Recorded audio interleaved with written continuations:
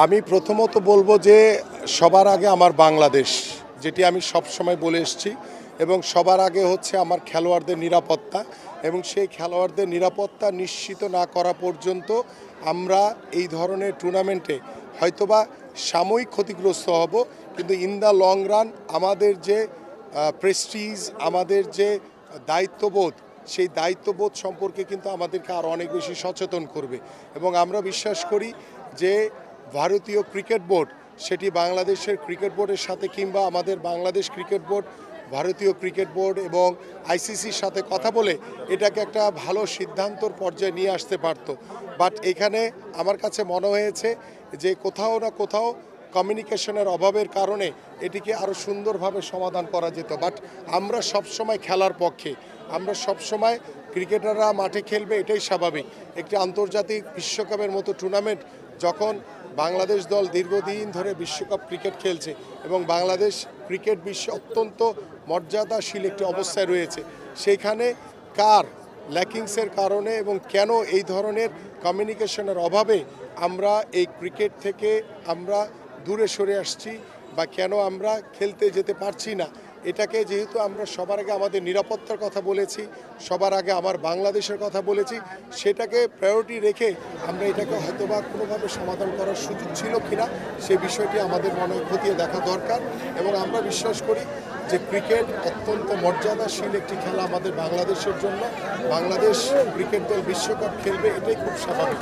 কিন্তু যেহেতু একটি নিরাপত্তার ইস্যু রয়েছে এখানে, আমাদের সবার আগে বাংলাদেশের ইস্যু রয়েছে, সেই জায়গা থেকে আমরা আমাদের জায়গা ধরে রেখে আমরা এই ক্রিকেট বিশ্বকাপে খেলতে যাচ্ছি না।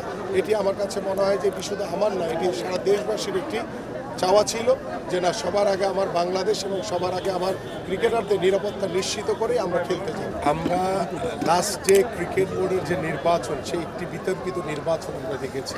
সেখানে আসলে আমি বলতে চাই না, বাট তারপরে কথা প্রসঙ্গে চলে আসে যে ক্রীড়া উপদেষ্টা যেভাবে সরাসরি ক্রিকেট বোর্ডকে মানে কলঙ্কিত করেছে, ক্রিকেট বোর্ডকে প্রশ্নবিদ্ধ করেছে, আমাদের সেই অনভিজ্ঞ ক্রীড়া উপদেষ্টা সেটা না করলেও পারতেন।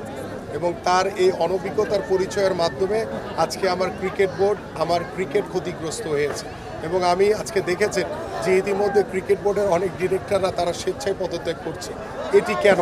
কারণ এই ক্রিকেট বোর্ডের প্রতি বা ক্রিকেট বোর্ডের যিনি প্রেসিডেন্ট হয়েছেন তিনি বাংলাদেশের এক সময়কার লিজেন্ডারি ক্রিকেটার ছিলেন, বাট তিনি সকলকে নিয়ে কাজ করার মাধ্যমে যে ক্রিকেটটাকে সমৃদ্ধশালী করবেন তিনি সেটি না করে তিনি ক্রীড়া উপদেষ্টার অত্যন্ত অবগত অনুগত হয়ে ক্রীড়া উপদেষ্টা যেভাবে বলেছে তিনি সেভাবে তার মতো করে ক্রিকেট বোর্ডকে সাজিয়েছেন। এবং ক্রিকেট বোর্ডে এমন কিছু যারা ডিরেক্টর হয়েছে আমার কাছে মনে হয়েছে যে তারা ক্রিকেটের কও জানে না, তারা ক্রিকেটের সাথে কখনো সংগঠক হিসেবে কাজও করেনি।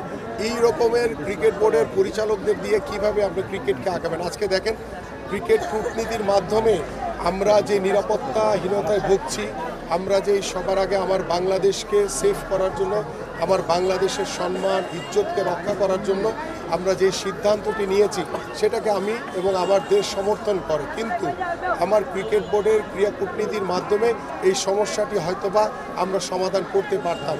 আমরা হয়তোবা ভারতীয় ক্রিকেট বোর্ড বা আইসিসির সাথে কথা বলে এটার একটা সুরা আমরা বের করতে পারতাম, কিন্তু সেদিকে নজর না দিয়ে তারা তাদের মতো করে নিজেরাই আলোচনা করে তারা সিদ্ধান্ত জানিয়ে দিয়েছে। বাট এটি যদি আমরা আইসিসির সাথে আরও সুদূর প্রসারী যদি আলোচনা করতে পারতাম তাহলে আমার কাছে মনে হয় যে এই সমস্যাটি হয়তোবা একটি সমাধান হওয়ার সুযোগ ছিল।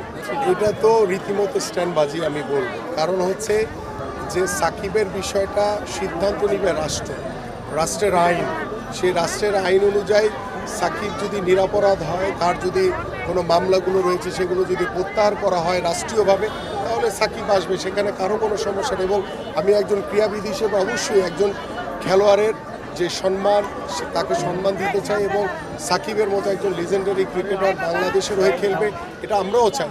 কিন্তু ক্রিকেট বোর্ড বিশ্বকাপ ক্রিকেট খেলতে যাবে না, তাদের হয়তোবা সুদূর প্রসারী যে ক্রিকেট কূটনীতির মাধ্যমে তারা হয়তোবা আমাদের দলকে যে নিরাপত্তার নিশ্চয়তা দেওয়ার কথা ছিল সেটা তারা দিতে পারেনি।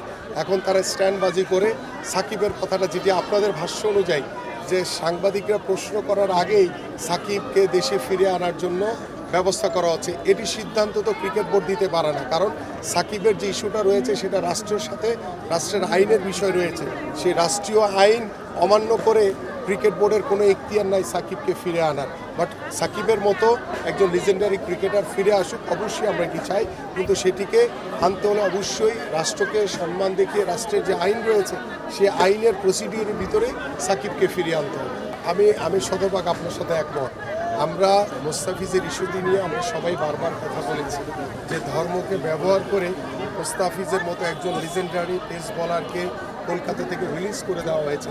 সেটা যদি মোস্তাফিজের বিষয়টা আমরা যদি ক্রিকেট বোর্ড, আমাদের ভারতীয় ক্রিকেট বোর্ড বা আইপিএলের সাথে যারা জড়িয়ে আছেন তাদের সাথে বসে কথা বলে যদি এটাকে সমাধান করা যেত, তাহলে হয়তো আজকে এই বাংলাদেশের ক্রিকেট বিশ্বকাপে খেলতে না যাওয়ার যে পরিস্থিতিটা তৈরি হয়েছে সেটি হয়তো নাও হতে পারে। এই জায়গা থেকে আমার কাছে মনে হয় যে আমার যে ক্রিকেট বোর্ড অত্যন্ত নির্বুদ্ধিতার পরিচয় দিয়েছে।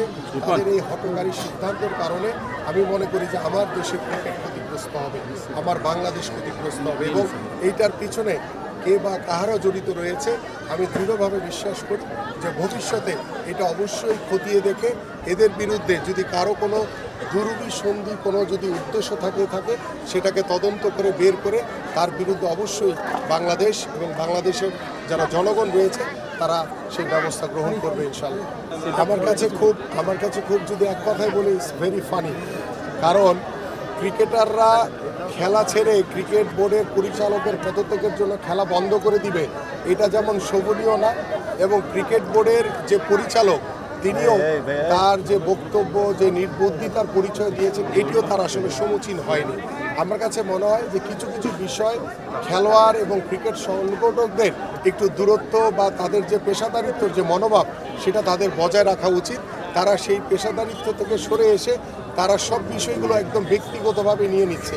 কারণ আমার বুঝতে হবে যে ক্রিকেট আমাদের ঐতিহ্য, ক্রিকেট একটি আমাদের মান মর্যাদার খেলা, এটি বাংলাদেশ এবং আন্তর্জাতিক পর্যায়ে আমাদের সম্মান জড়িয়ে আছে। কোনো ব্যক্তিগত ইস্যুর কারণে, কারো ব্যক্তিগত কোনো বক্তব্যের কারণে আমি আমার ক্রিকেটাররা খেলা বন্ধ করে দিবে, এটা যেমন সমীচীন নয়, এবং ক্রিকেটাররা কোনো পদক্ষেপ নেবে এটাও আমাদের কাছে সমীচীন মনে হয়নি। সো আমার কাছে মনে হয় যে আমাদের আরও পেশাদারিত্ব আচরণ করা উচিত, এবং পেশাদারিত্বর মাধ্যমে আমাদের ক্রিকেট যাতে কোনোভাবেই ক্ষতিগ্রস্ত না হয় সেদিকে সকলে খেয়াল রাখা উচিত।